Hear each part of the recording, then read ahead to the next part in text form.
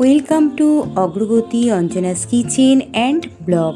নমস্কার, অগ্রগতি অঞ্জনার kitchen and ব্লগে সকলকে জানাই স্বাগত। যেহেতু এখন গরমের সিজন চলছে আর গরমেরই স্পেশাল কিছু রান্নাবান্না আমি আপনাদের সামনে শেয়ার করতে চলে আসলাম। আজকে তৈরি করেছিলাম আম দিয়ে রুই মাছের ঝোলের রেসিপি।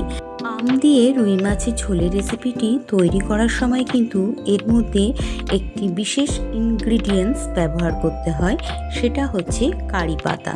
আর এই কারি পাতাটি তুলতে আমার বাগানে চলে গিয়েছিলাম। আমার বাগানেতে একটি ছোট্ট কারি পাতার গাছ রয়েছে, আর সেই গাছটির থেকে আজকে রান্নার জন্য কিছু কারি পাতা আমি সংগ্রহ করতে গিয়েছিলাম।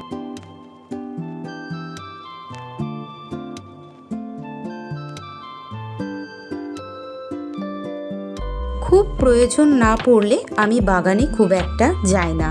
তো যাই হোক, আজকে যেহেতু কারি পাতা তুলতে গেছিলাম, সে কারণে বাগানে দেখলাম বেশ সুন্দর সুন্দর গরমের সিজনের কিছু ফুল ফুটে রয়েছে। তার মধ্যে দেখুন কত সুন্দর বেল ফুল ফুটে রয়েছে। তাই আপনাদের সঙ্গে আমার ছোট্ট বাগানের কিছু ফুলের ভিডিও ফুটেজ শেয়ার করে নিলাম।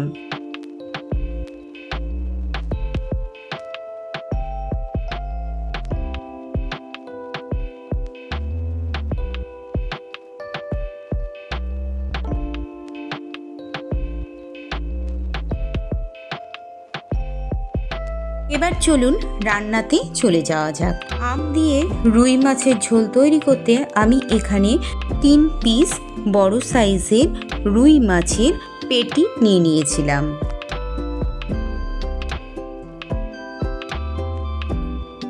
আর তার সঙ্গে নিয়েছিলাম একটি ঝিঙে, কিছু সাদা কালো মেশানো সর্ষে, একটি আলু, একটি আম আর বাগান থেকে তুলে আনা কারি পাতাগুলো।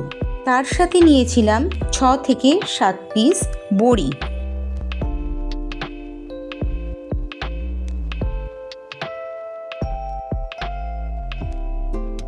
এবার দেখুন সবজিগুলোকে আমি কেটে নিয়েছিলাম। প্রথমে আলুটাকে কেটে নিয়েছিলাম, তারপরে ঝিঙে, তারপরে আম। এখানে রেখেছিলাম কারি পাতাগুলোকে ছাড়িয়ে, আর 2টো কাঁচা লঙ্কা নিয়েছিলাম, আর একটি মাঝারি সাইজের পেঁয়াজকে আমি কুচিয়ে নিয়েছিলাম।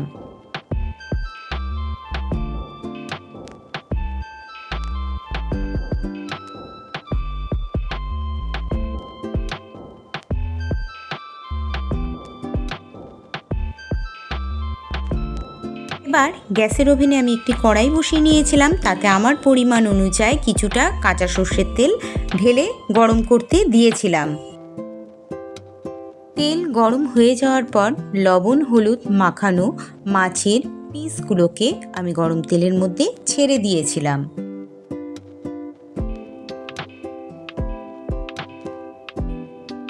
প্রথমে আমি রুই মাছে 2টো পিস তেলের মধ্যে ছেড়ে এপিট ওপিট উল্টে পাল্টে ভেজে যখন হালকা লাল লাল রং ধরবে তখন তুলে নিয়েছিলাম। তারপরে একটি মাত্র পিস ছিল, সেই পিসটিকেও আমি পরে একইভাবে ভেজে তুলে নিয়েছিলাম।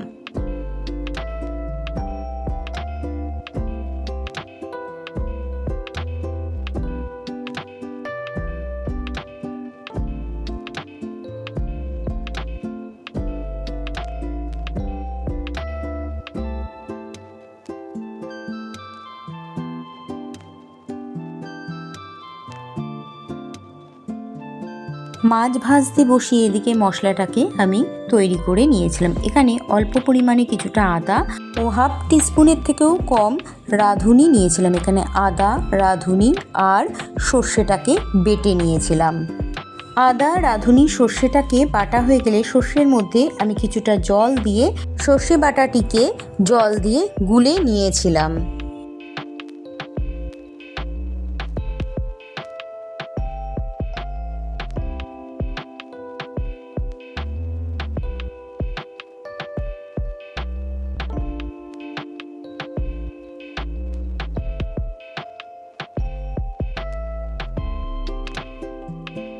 এবার মাছ ভাজা হয়ে গেলে মাছ ভাজার তেলের মধ্যে বড়িগুলোকে ছেড়ে ভেজে তুলে নিয়েছিলাম।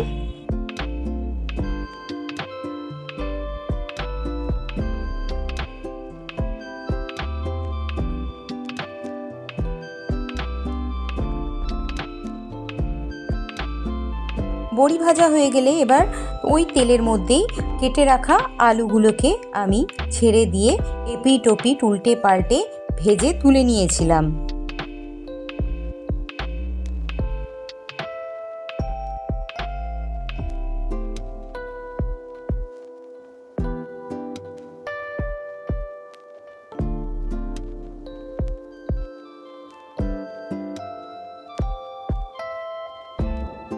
আলুগুলো ভেজে তুলে নেবার পর কেটে রাখা আমগুলোকেও তেলের মধ্যে ছেড়ে হালকা করে নেড়ে ছেড়ে ভেজে নিয়েছিলাম। আম ঝোলের রেসিপিতে কিন্তু দুরকমভাবে আমের ব্যবহার করা যায়, সেই পদ্ধতিটা আমি পরে বলছি। এবার ওই আম ভাজার তেলের মধ্যেই 1/2 টিস্পুন গোটা সর্ষে ফোড়নে দিয়েছিলাম।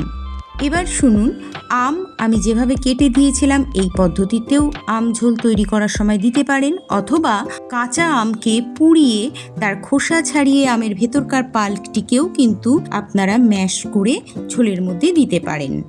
সর্ষেটাকে ফোড়নে দেবার পর সর্ষে ভাজা হয়ে যাওয়ার পর এবার কুচিয়ে রাখা পেঁয়াজটিকে ওই সর্ষে ফোড়নের তেলের মধ্যে আমি ছেড়ে দিলাম।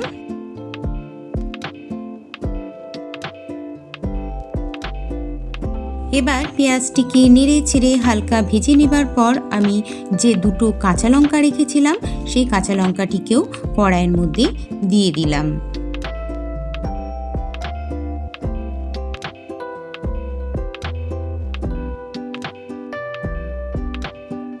এবার এর মধ্যে সেই বাগান থেকে তুলে আনা কারি পাতাগুলোকেও দিয়ে দিলাম।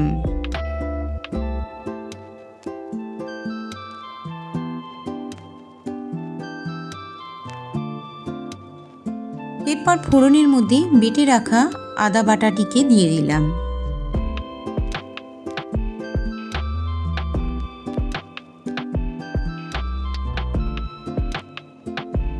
এবার কেটে রাখা ঝিঙেগুলোকেও ওই মশলার মধ্যে দিয়ে দিলাম। দেখুন একটা জিনিস, আমি কিন্তু একদম সামান্য পরিমাণে তেল দিয়ে রান্নাটিকে করেছি। তেল কিন্তু একদম শুষে গিয়েছে।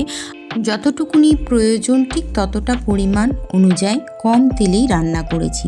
এবার আমি এর মধ্যে 1/2 টিস্পুন হলুদ গুঁড়ো দিয়ে দিলাম, আর 1 টেবিল স্পুন লবণ এর মধ্যে দিয়ে দিলাম।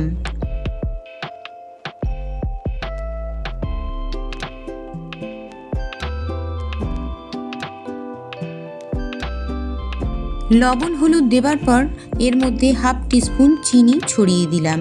চিনিটা দিলে ঝোলের স্বাদের ব্যালেন্সটা একদম ঠিকঠাক থাকবে। যারা চিনি খেতে পছন্দ করেন না বা খাওয়া নিষেধ আছে তারা চিনিটাকে অ্যাভয়েড করবেন। এবার এর মধ্যে সেই রাঁধুনি বাটাটাকে জলে গুলে আমি এই ঝোলের মশলা কষার মধ্যে ঢেলে দিলাম। এরপর সেই সর্ষে বাটা জল দিয়ে গুলে রাখা সেই জলটিকেও ঝোলের মধ্যে আস্তে আস্তে সর্ষে ধুয়ে ঢেলে দিলাম।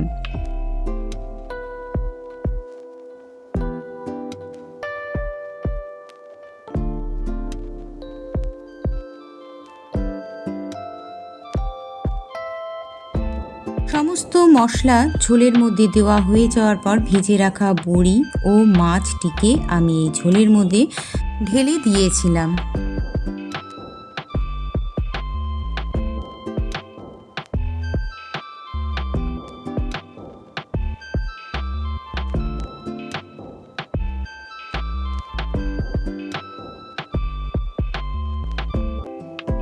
এবার ঝোলটিকে ফুটতে দেবার জন্য এর মধ্যে আমি একটি ঢাকা চাপা দিয়ে দিয়েছিলাম।